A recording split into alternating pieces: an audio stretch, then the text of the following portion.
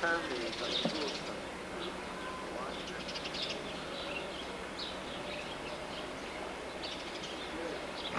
Or well, at least twice the average salary of people living in the city.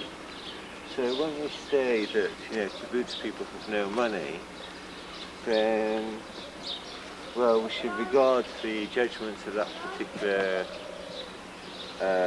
judge on those matters, because I don't know what our income on a kibbutz is. It could be, I don't know, about $1,000 pocket money a year per family, which may seem very little. If I had 5 kids, and all I am is a factory worker, or a dishwasher, or plumber, or, well, sorry, plumbers do pretty well, don't they? But an agricultural worker, it's usually obviously on a low scale of pay in most of the world, and in Israel. I can't exactly afford to send my kids on riding lessons, skiing lessons, have my local swimming pool, have theatre coming here, have cinemas. If I want to go out to a restaurant, and the average low-income family in the city doesn't go every other day anyway, I still have $1,000 to spend on it. And for whatever other necessities I need, I've got funny money, which are little coupons belonging to a kibbutz, which I can go to the local mini market and choose, I don't know, the sort of shampoo that I want, or the sort of, you know, all the other little extras that I'd like to fill my fridge or my kitchen, bathroom with. So the kibbutz has their own ambulance and their own doctors, their own clinics, dentists. Nothing here is paid for. The people that live on the kibbutz get everything free, but they also don't make any money. They don't get a salary. They get a certain amount of spending money. As far as their meals are concerned, they all have their meals in a communal area,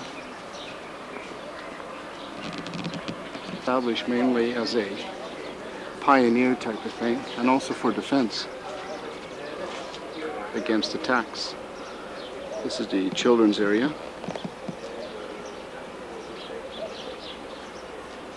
The children nowadays live at home with their parents, but they used to live in a communal home, depending on their age.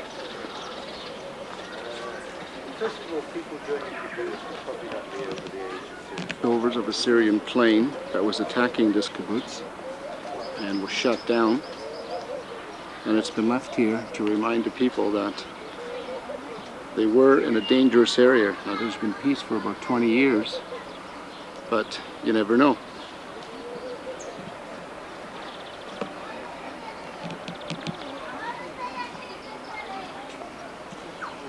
Own schools,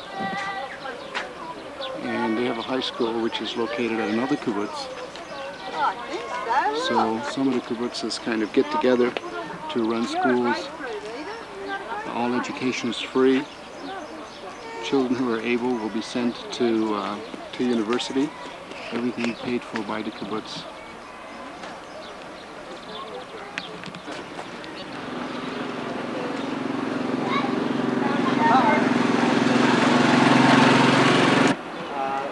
Very often there's impressive buildings of the kibbutz like a school one, because they serve, you know, not only as dining hall, but the general assembly hall, the theatre, as a lot of other service. Bearing in mind that some people seem more wealthier, some people seem poorer, some will have large gymnasiums, some will have to use, you know, smaller facilities. Every kibbutz is different. Different in facilities, though not as different in structure. You've got 2 or 3 kibbutz movements. One a religious kibbutz movement, that form about 7% of the kibbutzim. The other tend to be more socialist orientated, others more not.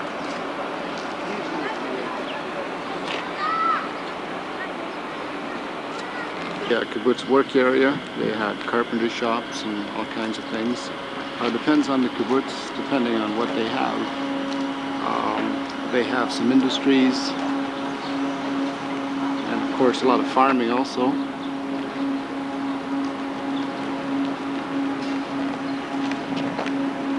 Keep cows here.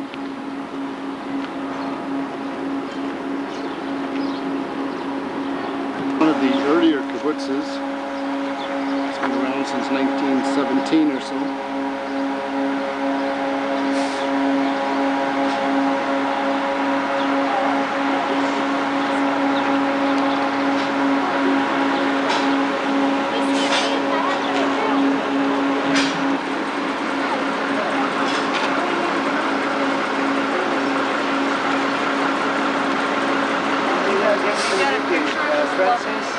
Been dried up for the most, just below us down there, where a lot of agricultural land there. So it was quite a strategic point near the border, and as I said, those would have been the main functions in the original establishment of this kibbutz. Now, okay, this is a pool. To my left, the pool. Some of us experienced it. This is more or less the general idea of the kibbutz. So all I can say is we could wander back from here straight along the path, straight up back to the guest house and the coach that's waiting for us. Has everybody paid their bills? Need to use the... Inside an olive grove right now with some very, very old olive trees.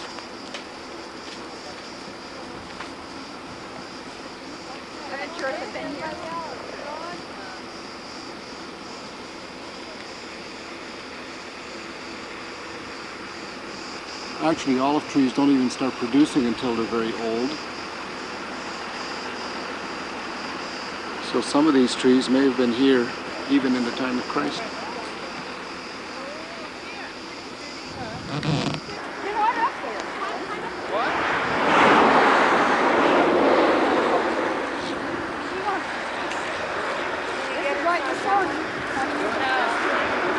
This one, I bet you...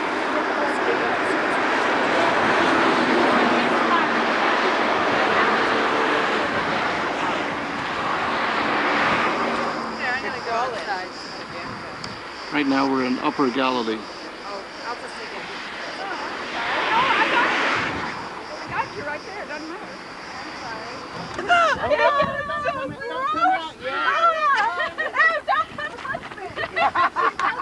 What's in there? Oh, it's so gross. Oh, I got a picture of you with that dead. If I hurt you in the face. I don't know, you can go and kiss the guy. Was that some dead skunk in the middle of the road? Yes. In the middle of a tree. Oh, God. What is it? Like a skunk. But you crawl in there and see it right next to Spelling you. is A-C-R-E, but it's pronounced Akko. There's quite a modern town, and of course we're here to look at the old town, which is behind us.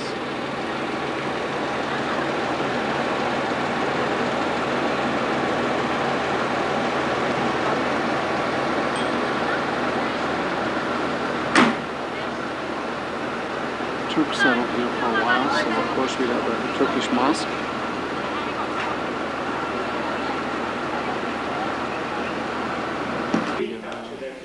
Crusader fortification and Akko. Destroying them was the best idea. Here, as I said, the part to invent to destroy, so we build them in bubbles so that we can serve them. As I mentioned, the course of weaponry were not really the true height of the walls. You can see here the additional height.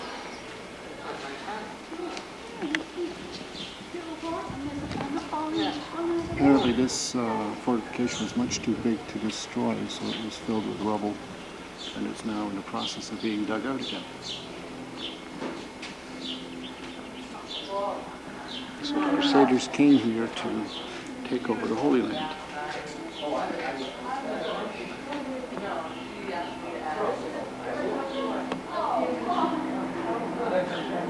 That's the original. Yeah.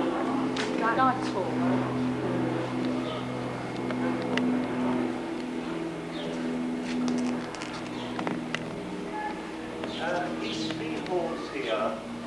are the halls of the Knights of St. John, bearing in mind that would have been quite eerie as they went much, much deeper. Here is where the knights sort of had their large banquets, and here also, if you arrive in the middle of the festival of Acco in the summer, you'll have sort of repetition ceremonies bringing us back to those days. We will be going to more impressive halls, but just to turn to a different period very, very briefly. And this is the period of the War of Independence, when it was the duty of the Jewish underground to try and chase the British out of the country. And it was also the duty of the Jewish soldier that if you were caught, most important is that you escape. You know, that's the rule. You're caught, you escape. So you escape from the Russian compound or the prison of Jerusalem, and you're caught again, sent to the Trun prison camp. You escape from there, you're put in the most protected fortifications of the country, and that's the dungeons of the built by the Turks at the beginning of the last century. One particular pasha, as is known as Jezza Pasha, Jezza the Cutthroat, he had shrugged off the reign of the Turks for a short period. Instead of collecting taxes and keeping a commission and passing the rest on to the central authorities, he just kept the whole for himself, rebuilt the walls of the city and the important fortifications and dungeons that the British used at a later stage to put in, civilian prisoners and members of the Jewish underground.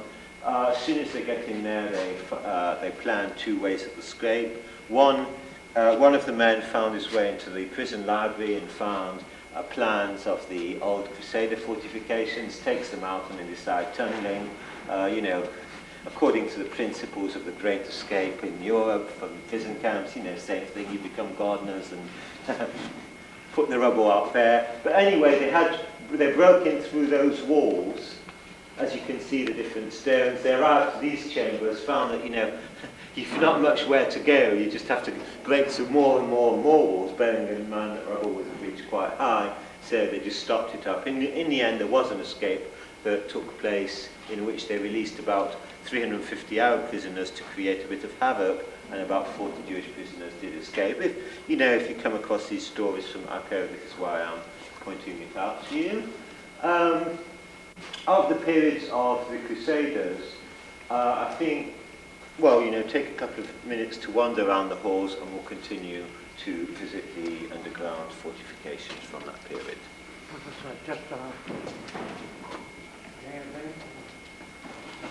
More than likely, would be an original yes, the area. And of course, they were all knights, and you can still see some of the fleur-de-lis that would be brought over from France. Apparently, the fleur-de-lis first came to France from the Middle East. It was brought back by the Crusaders. You see the cross on the ceiling, which is also Crusader. So all of this was filled in with dirt, and it's now being dug out again. At some stage, the hospital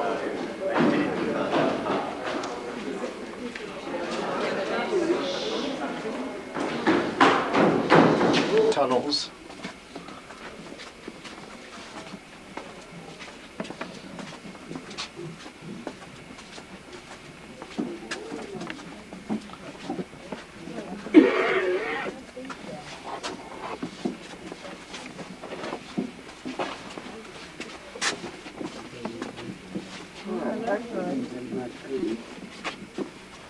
number of corners is required, more numbers than would have been required.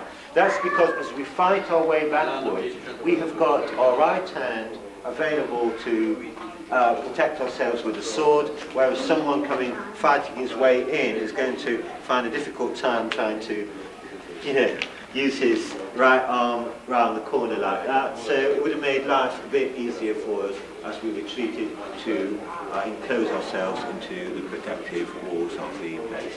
So if we have evacuated this hospital, in we go into the crypt of St. John there, where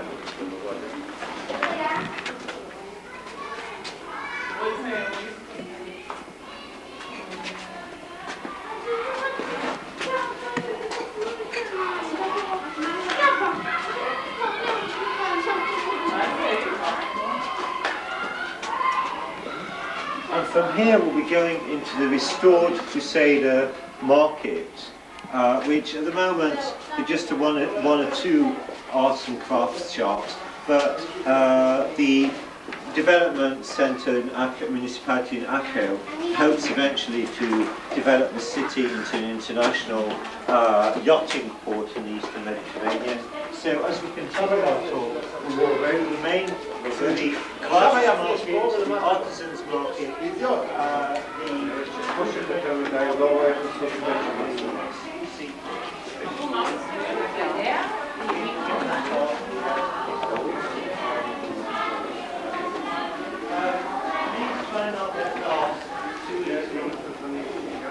And eventually these will all be little stalls and little stores for tourists, of course.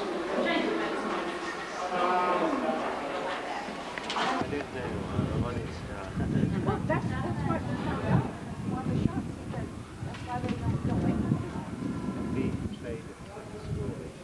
Huh? Every trader has got a story, that's what we're a trader. I don't know, I just don't know anything. I never knew they existed, I never know if they are there. We had about 18, a harem of 18 women, and you know, if he didn't like them, he cut them up with his own. Well, he was a religious person, and he built the largest mosque outside Jerusalem, the Mosque of Joseph Pasha. It's not part of our tour because it's actually, well, this time we've got prayers, but inside it he stole quite a bit of the marble, like we saw in Jerusalem, from Caesarea, and integrated it into the large domed mosque that you can see opposite us there in the background. From here we are going into the market. The thing is, in the market itself we can get fairly lost, so we'll try and keep together, okay? I don't know where, you can choose wherever you want to stop. There's a lot of copper shops around. I know there's one here, there are further ones ahead. You choose your place, but we'll try and have it done together, because once we go into the market we can get lost, okay? Where's your building?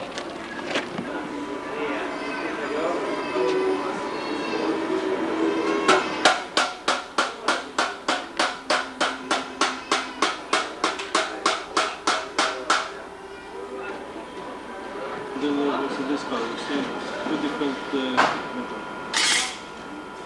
Now the first one, you guess what I'm doing, you take that for free, okay? Which design?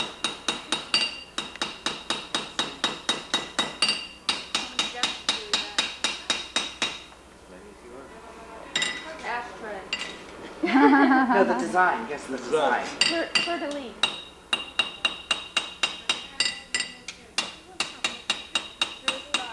Star of David. Fish. Yeah. Yeah. Very pretty.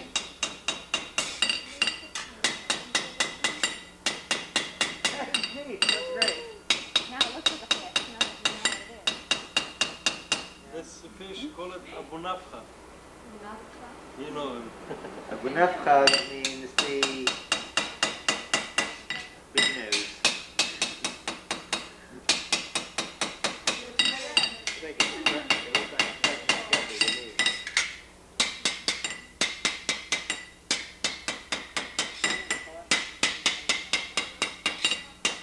Well, in the same באילת, נכון? Abu Nafha.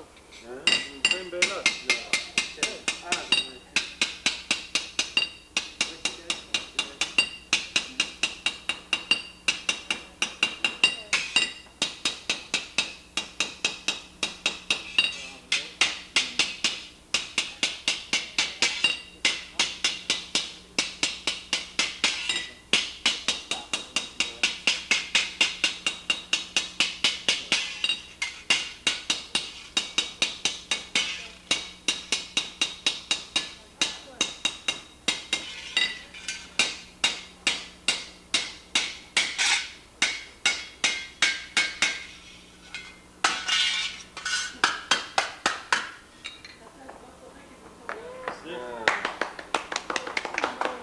Lucky for me.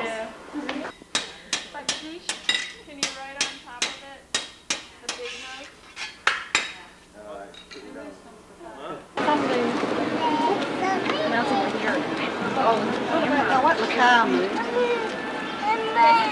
Look, folk, I'm going to give you a few minutes out in the market, out on the seaport there. Before we go there, we travelled in convoys and arrived there, closed the gates at night. It's a protective area. You can see that each pillar has got a fairly different height around here. They're not exactly the white European marble. This red marble is brought from a place called Aswan in Upper Egypt or Southern Egypt. It's obviously called the Caravanserai of pillars, mounted down.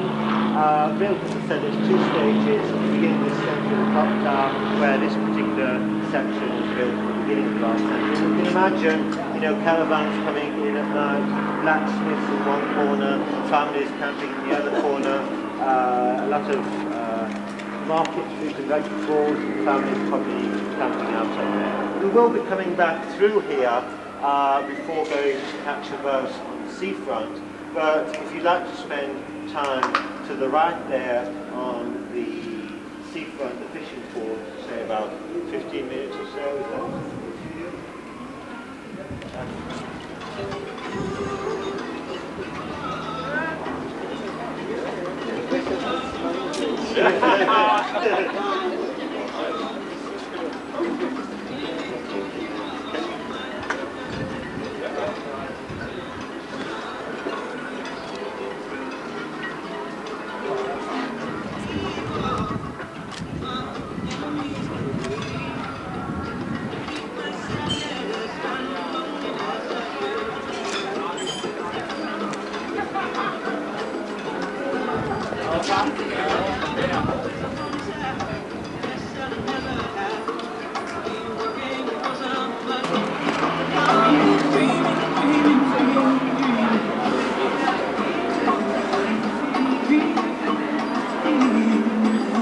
At Akko, the Mediterranean Sea.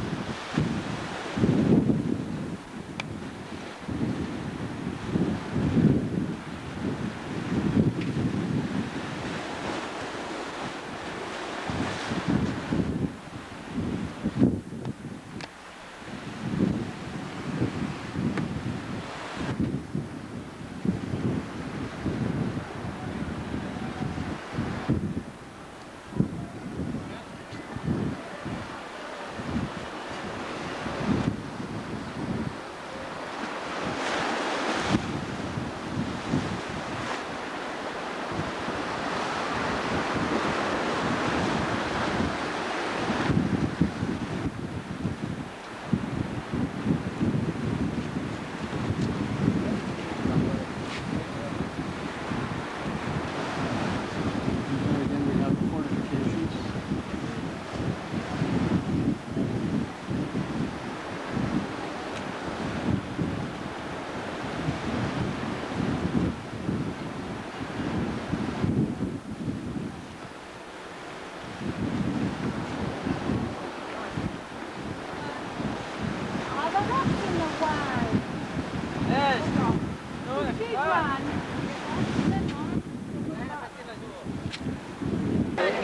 That's okay.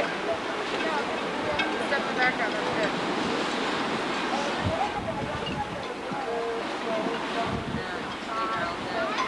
Offset is better.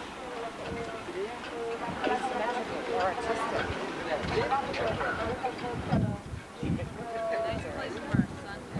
Sure, they were encouraged and financed to a certain extent by traders from Genoa, from Pisa, who would have been, quite interested in establishing a foothold in this wealthy region of the Byzantine period.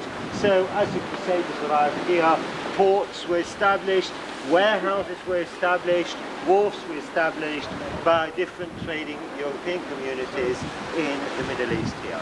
We will just walk up here. I suggest we don't hang around too much at that cafe because we're just going down to the coach over there where there are other drinking places. We'll just get lost, okay? So up the walls, along the walls, down to the other end where we'll be able to take our break. I don't think I've ever seen the Mediterranean before. Come on.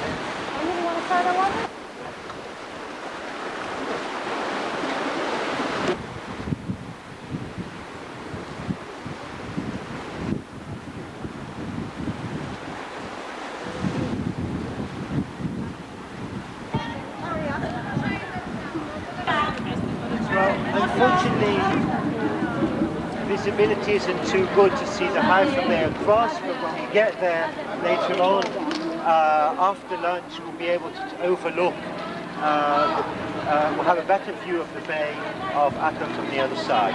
Now, as I mentioned regarding lunch, we have, the normal... The fortifications that are left of Akko. Lighthouse, of course.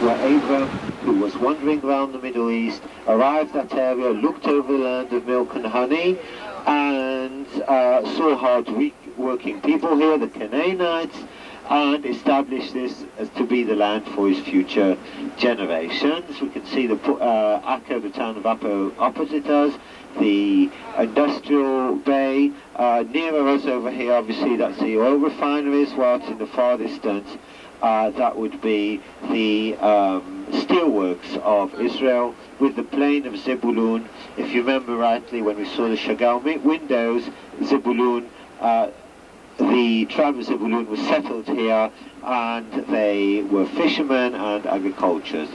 It's built on 3 levels, as you can see. Where the cliffs were falling to the sea. Very Where's the northern border? Ladder Where's the dome? Overlook the land with the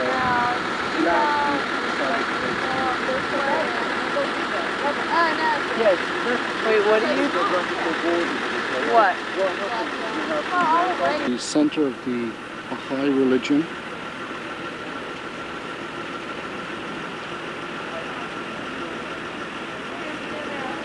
Located here in Haifa.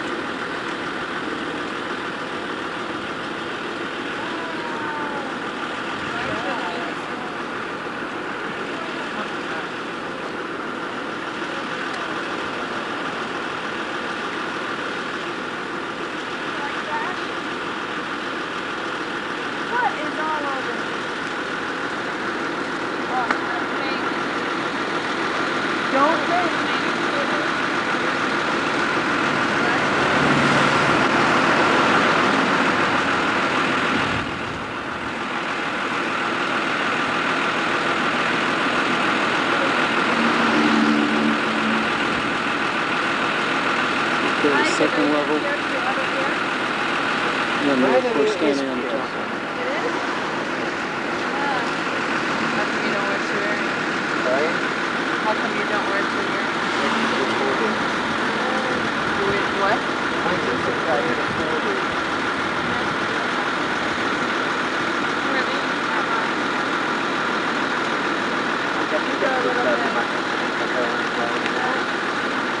You get a day off when you go back to the shore.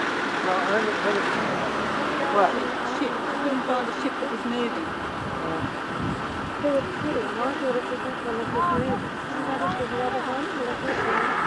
Oh, there it is. Foggy. Smog, I should say. You know how big my binoculars are?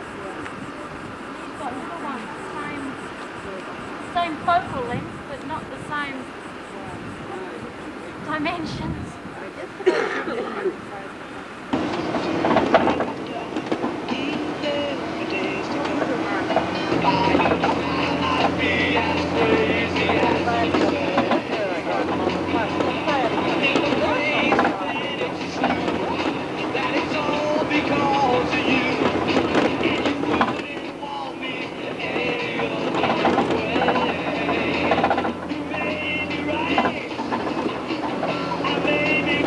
Places, and basically a city that reached at its peak up to 100,000 people, which, you know, is quite an important city in Roman times. King Herod brought water from the foothills of the Carmel along a 15-kilometer long aqueduct that extended from the Carmel Mountains down to the city of Caesarea itself. You'll be getting off the coach to take a closer look at it. You'll see that it was built at two stages. Initially one stage and another stage added on, probably when the population of the city grew. As far as we understand, the second section was added on during the period that Pontius Pilate was the governor or the procurator in Israel. He, as far as I also understand, he took the money from the temple to do the building. Now, you obviously want to go down to take photographs. When you come back on the coach, try and shake your shoes a bit so that we don't fill it with too much sand. Mediterranean Sea.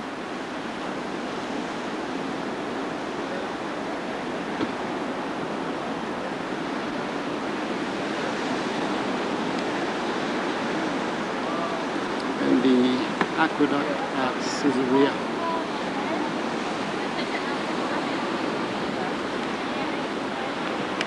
The Mediterranean Sea in the background.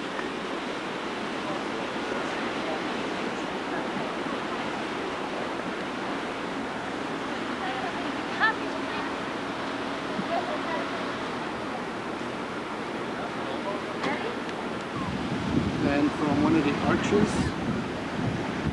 from the aqueduct, you can see the bathers on the beach.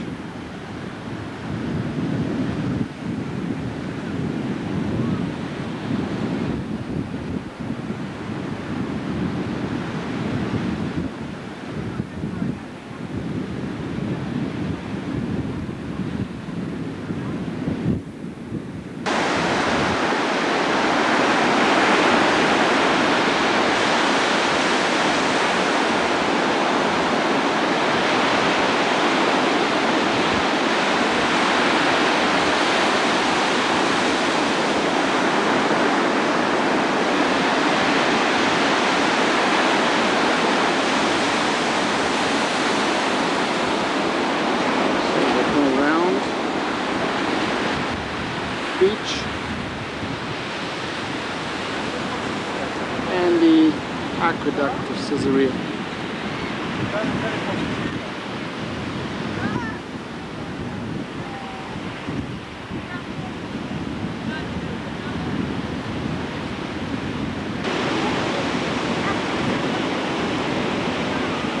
And the beach patrol.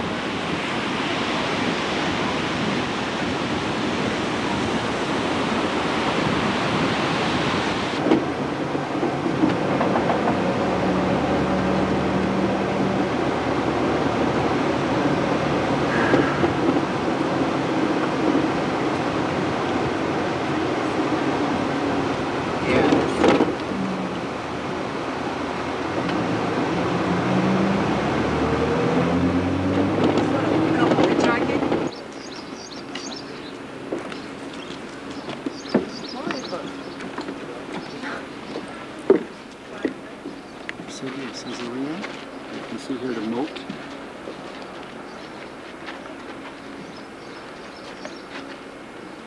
Then we'll go into the entrance gate.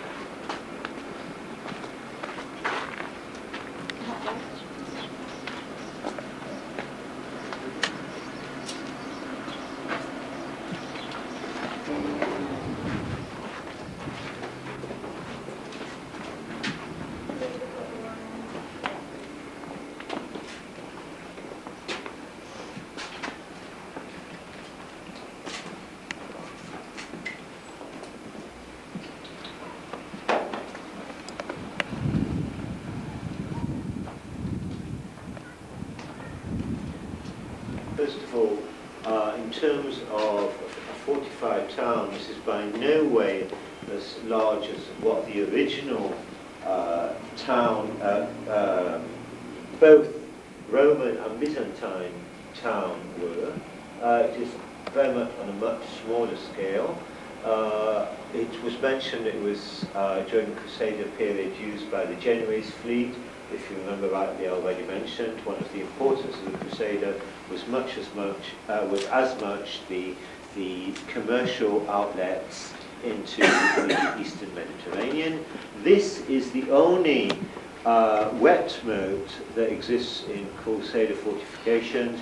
Obviously, Israel is not a country that's blessed with water, but they allowed an inlet from the sea. The walls go on around three sides with a canal bringing water in from the sea to create it a wet that's in the form of a wet moat. We see here and there quite a bit of marble. In fact, as we walk along here, we will be able to see some marble paving, which was obviously stolen, borrowed, or whatever else from the previous Roman period. You'll see that the large stones are crisscrossed, just so that horses do not stumble over as they go in. This is all original, once again similar to that little passageway in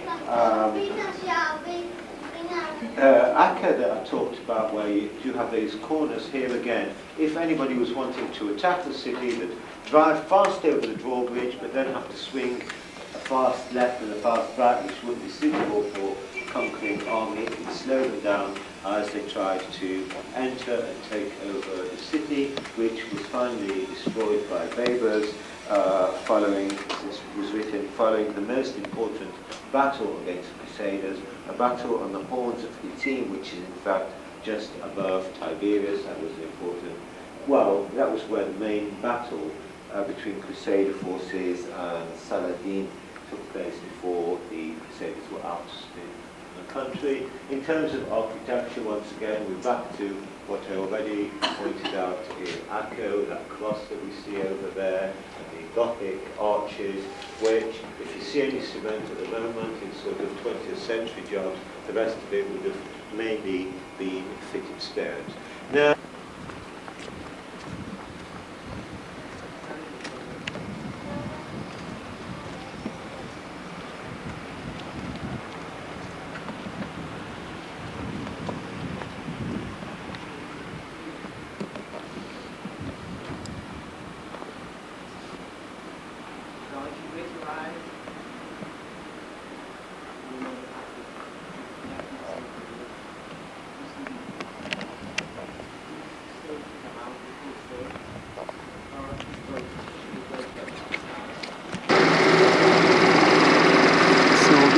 left over of Caesarea, built by King Herod 2,000 years ago.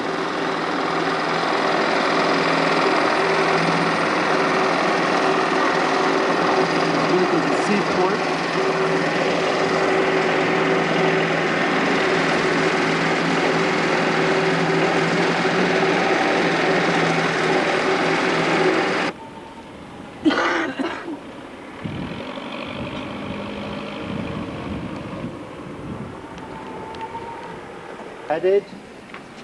There could be two explanations. Either during a Jewish rebellion against the Romans, the first thing we did was chopped off the heads of all the statues, but that doesn't fit into place because these statues would be from a later period. The reason of this is more to do with the instability of the Roman Empire from the year 225 to 275, when I already mentioned that there were about 53 emperors in 50 years. Now that creates a big problem. If nowadays all we have to do is change the photograph of the president's head, in those days we couldn't start doing the complete sculpture of this very expensive marble brought from Rome to the peripheries of the empire every time we have a different emperor. Instead, we have a permanent body, and all we do is change the head at the top. Put in at the later stage. The whole town of Caesarea was probably destroyed during the earthquake of 700. You're going to go see that thing we were going to see in Tel Aviv tomorrow? Yeah, with the Jaffa, yeah, I'm sure you can wander down this evening if you have the opportunity. Okay, take your photographs and onto the coach. we'll go over to the final spot of This is visit, an and old that's the Byzantine Roman street. amphitheatre. How far is it? Of all, during the decline of this region, in economic terms, a lot of the marble which would have been originally brought from Rome and sculptured very nicely on the homes or in statues or any other form would have been sold back to Roman merchants to a couple of centuries, well, Venetian merchants a couple of centuries later. So, the only written place outside the New Testament where we hear about the Roman procurator during the period of Jesus, Pontius Pilatus, under the period of the Emperor Tiberium.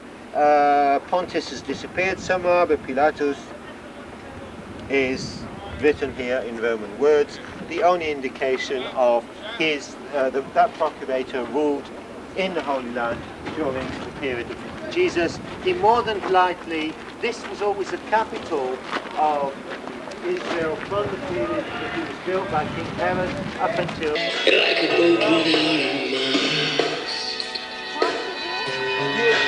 won't be able to say to that. Destiny between the future what we know about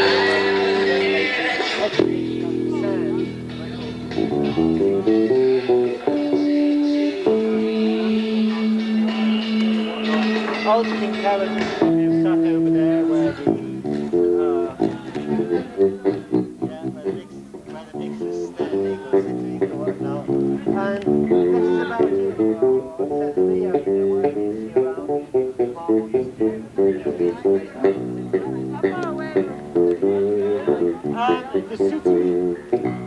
the city would have been an extension. It would have covered from where the water aqueduct was through what was the Roman, the Crusader town, extended into the area of the Byzantine street. Beyond that, there was a hippodrome of 20,000, seats, and down up until about this area. Once again, we need to excavate sand dunes to find out a lot more about. And what's this built for?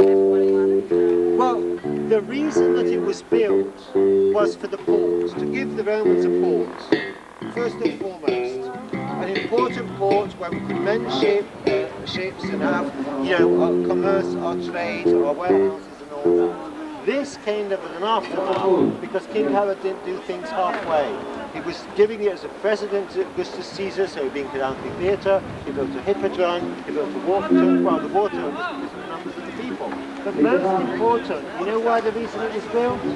Because as long as there was building going on, King Herod stayed in power. He inflated the economy and everyone had jobs and King Herod continued to rule.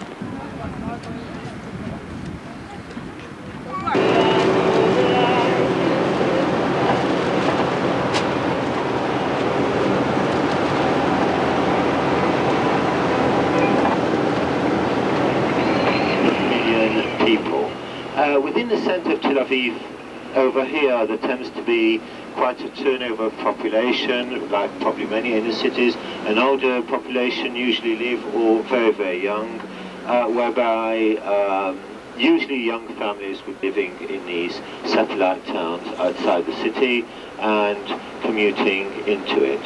Now, Tel Aviv started out as a suburb from Jaffa. Jaffa itself, even though, well, we'll be going first to Jaffa to visit it, that obviously is quite an old city, is mentioned several times in the Old Testament, but in the middle of the last century it was no more than a little fishing village, but the nearest port that there was to Jerusalem.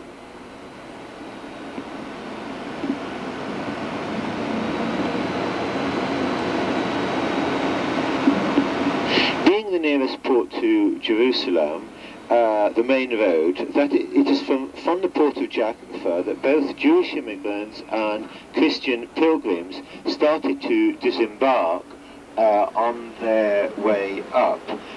So similarly to Haifa, we started to have a German colony establishing a Jewish settlement, and from there onwards Arab villagers came down from the villages in the mountains to offer their services to the town. The village itself developed from about 4,000 people to about 50,000 people within half a century. Don't forget that in those days, in those terms, it would have been quite a lot. At the beginning on your trip, that's just a private fantasy of a Swiss millionaire, really. I think he just built the building as his hobby. I know from the outside it looks fairly unusual, but from the inside it's the views through that plaster and steel is quite impressive. So you're talking about that dump which is best? Yeah, on the left. Yeah. Like that piece of artwork.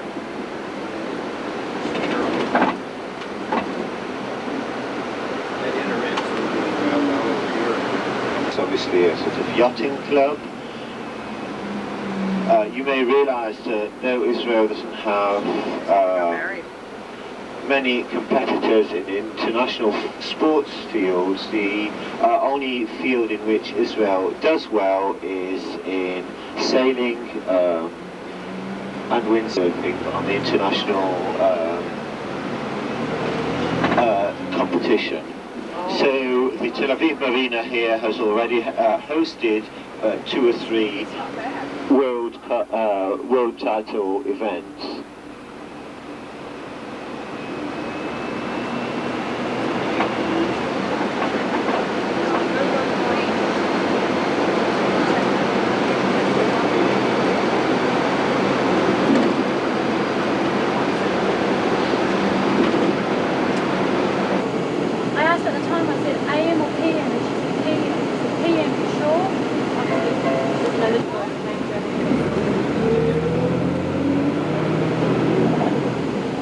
Now, since we're heading north-south, and Jaffa, we can already vaguely see it in the distance as a small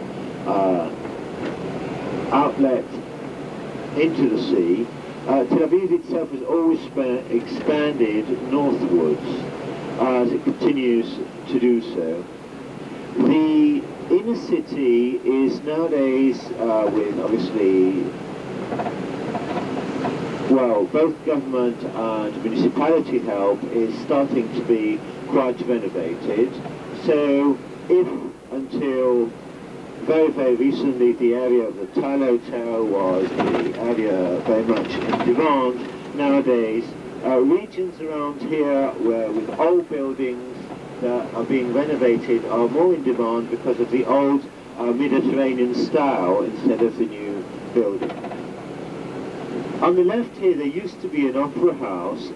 They tried to save its facade but unfortunately it crumbled down, so I'm sure that they'll try and renovate it according to the style of the old street itself.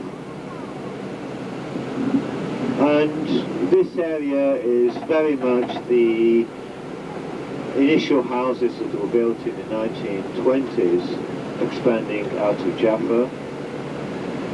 There's a quarter known as the Yemenite Quarter and the Carmel Market, which if you have the time it may be worth a visit. The Yemenite Quarter, obviously immigrants from the Yemen, is quite a little, well, many little alleyways and small homes. The border between Tel Aviv and Jaffa is literally this church, this mosque here, the Al-Aqsa Mosque, which is being renovated to serve the population of Jaffa. The population of Jaffa is a mixed Jewish, Christian and Arab Muslim community. So from here onwards we're going down towards Jaffa. Tel Aviv, for instance, on weekends, on Saturdays, apart from the cafes, will be closed. But the stores in Old Jaffa are open. I think in Passover in Israel, where Jewish bakeries are forbidden to sell bread, there's large queues of people that go down to Jaffa to be able to get hold of bread when it's not for sale.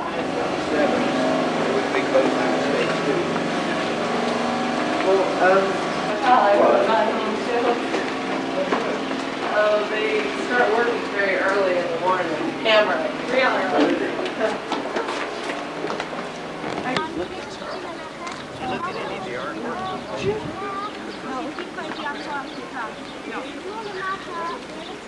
I think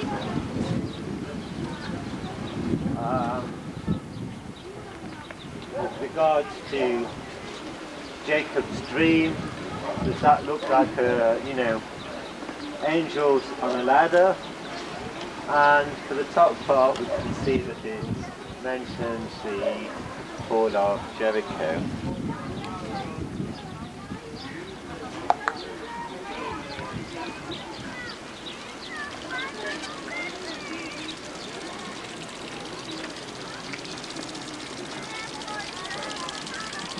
Don't we?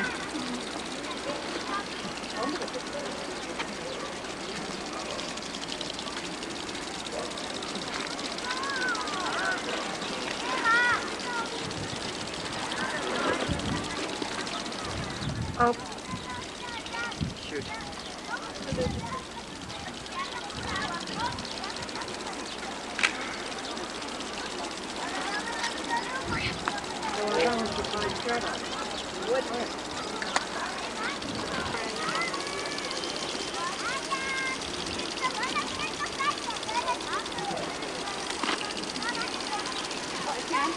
So there's the beach in Tel Aviv.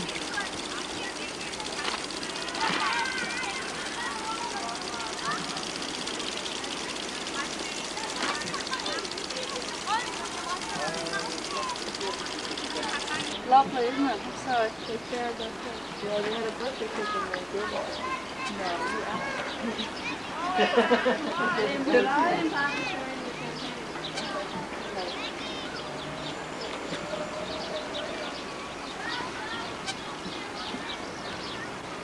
This is Francis Mapleton.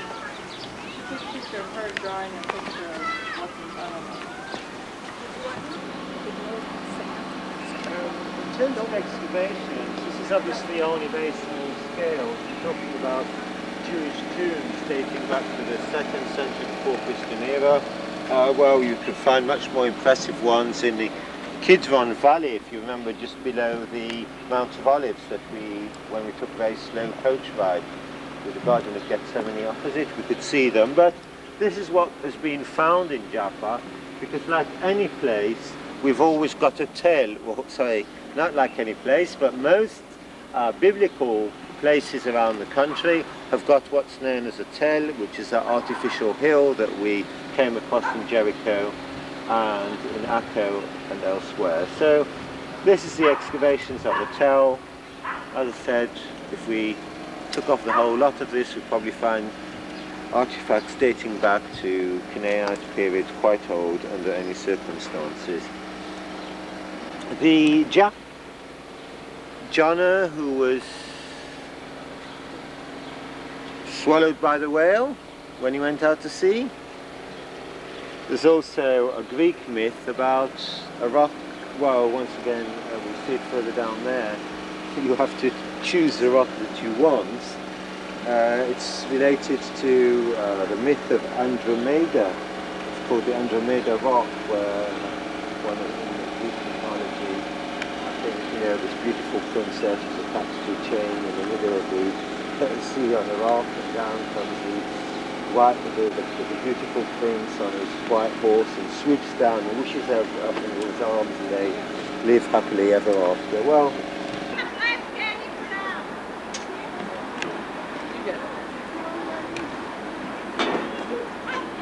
This is a remnant of an old Turkish fishing village.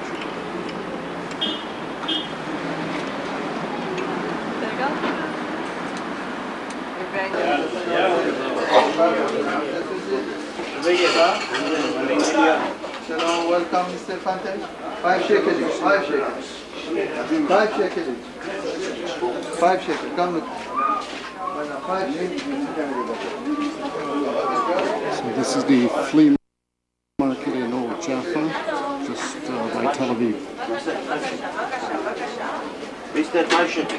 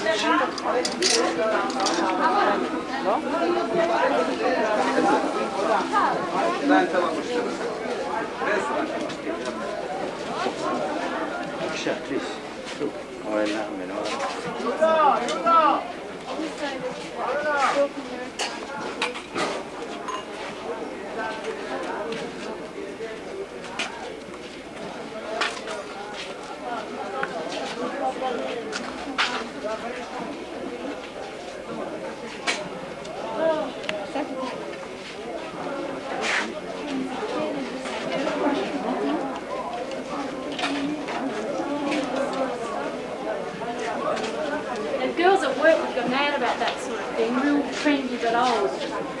Yeah.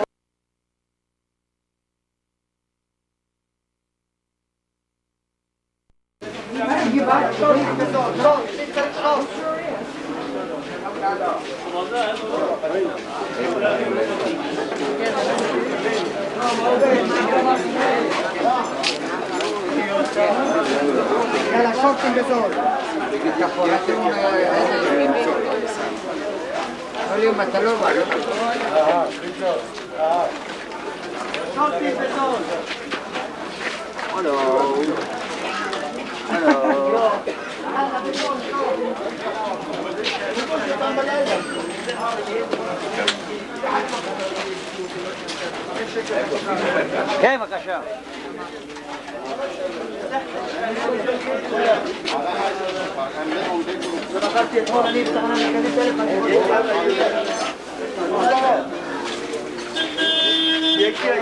לא, אני אבוא, אחכה לך פה, שאתה תבוא אליי. אתה תבוא אליי. יוסף! יאללה. יוסף רצה לך ביד, תדבר איתה.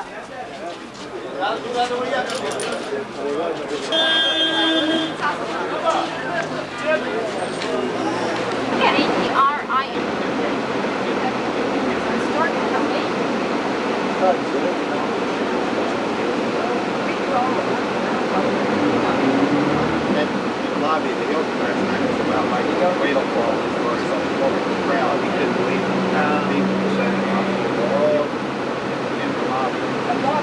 They were counting benches, counting the back of the benches.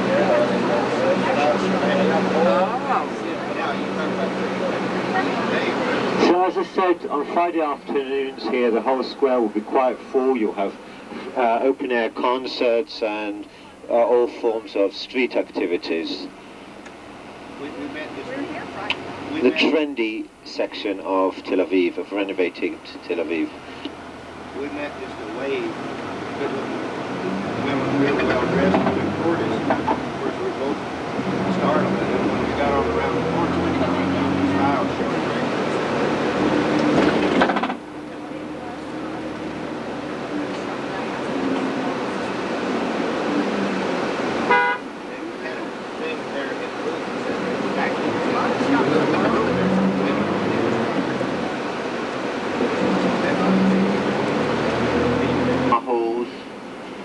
Attracts a large number of people towards evenings.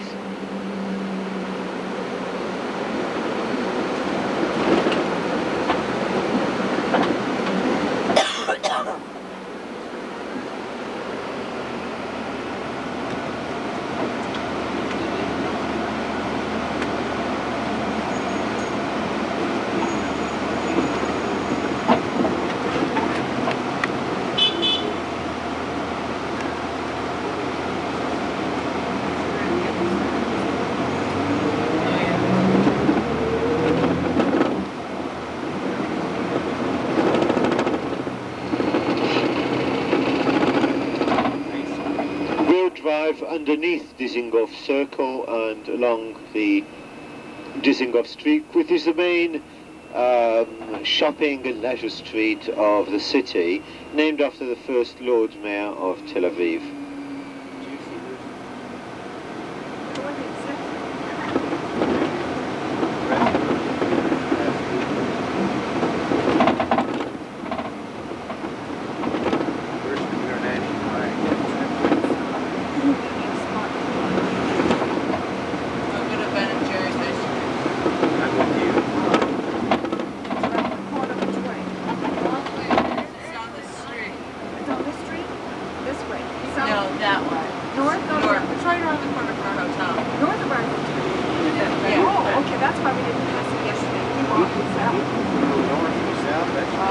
We're going north. New York super fudge chocolate. They have what? Yeah, reverse chocolate chocolate. But they have the New York super fudge. That just sounds absolutely Well, obscene. did they have sherbet, frozen yogurt? They did? Oh, okay. They have We have one not too far from our house. We are one of them all the time. You have really dogs. yeah. They have yogurt now. Yeah.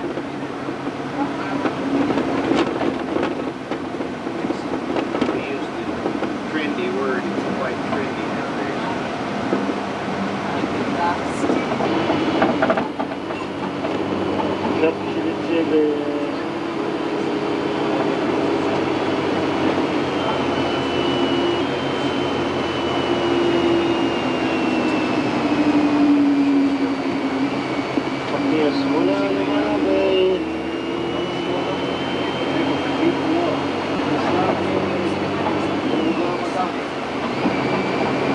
שם יש לך.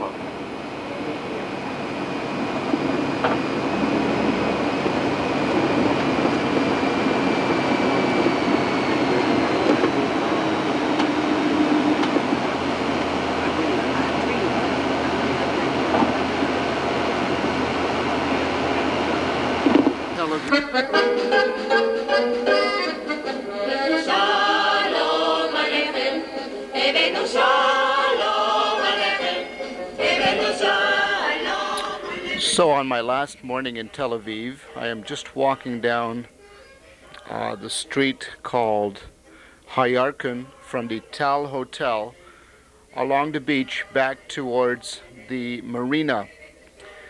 The Marina Hotel is where I stayed 10 years ago, and here you can see the Marina of Tel Aviv. This is the area where all the large hotels are located, the Hilton, the Plaza Hotel, the Sheraton, the Marriott. You can see the Diplomat Hotel, the Ramada, the Continental, the very, very large hotels. Here's the Carlton, and just behind the Carlton here is a shopping mall, a very small one, and it's of course a tax-free shopping mall. Now, as you walk into that shopping mall, that's the entrance to the Marina Hotel right here. And then we'll walk through to the other side where all the little restaurants are located.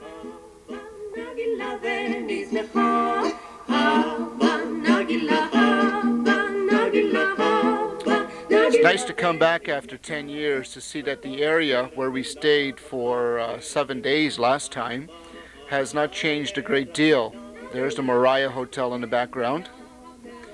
And on this plaza are nothing but little restaurants, all different kinds, serving all different kinds of foods.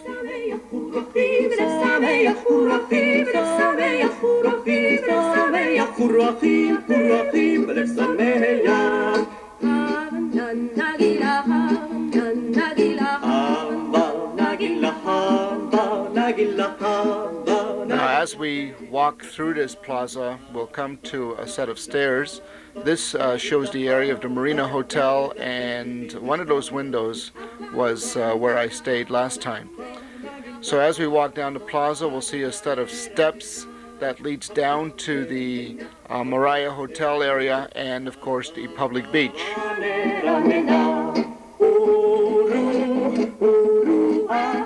والرحيم بلب سامية والرحيم بلب سامية والرحيم بلب سامية والرحيم بلب سامية والرحيم بلب سامية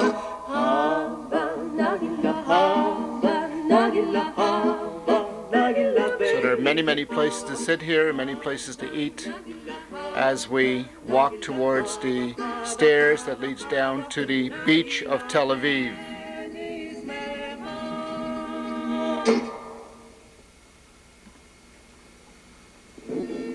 Again, prices here vary. The last time I was here, everything was written in pencil because of the inflation, but that has seems to be under control now.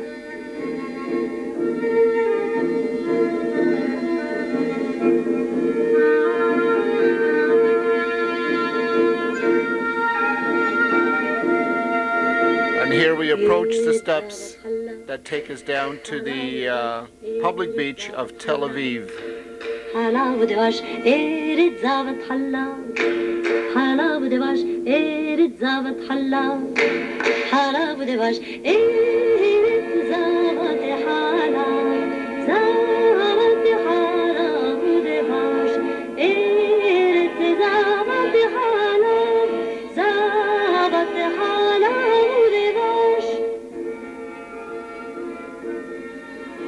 My job today is to go back to the hotel. You can see old Jaffa here in the background.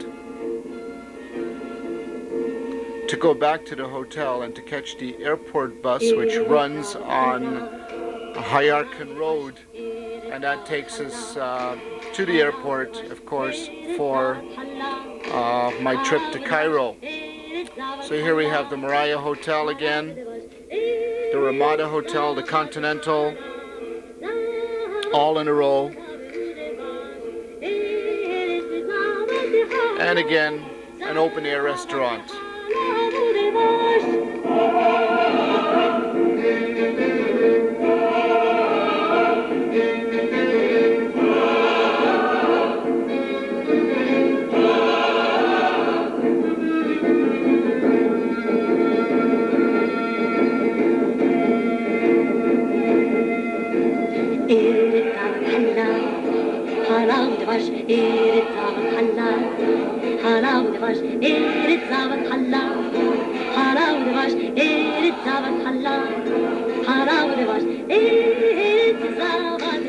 In the evening there are Israeli shows here, Israeli folk songs and Israeli singing.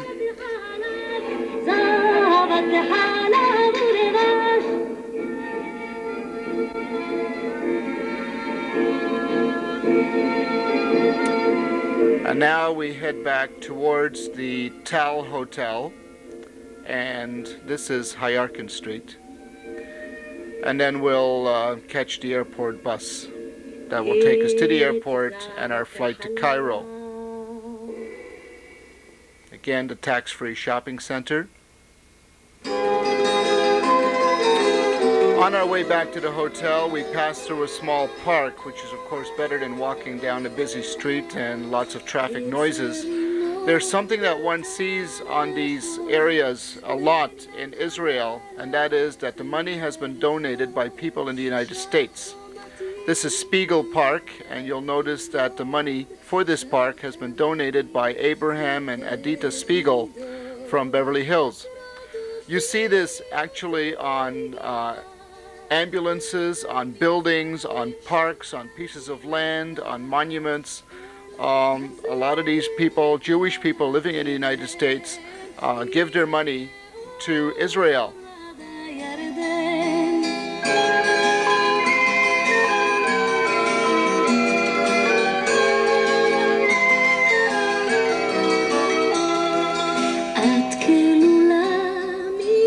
So this completes our tour of Israel, our last moments in Tel Aviv.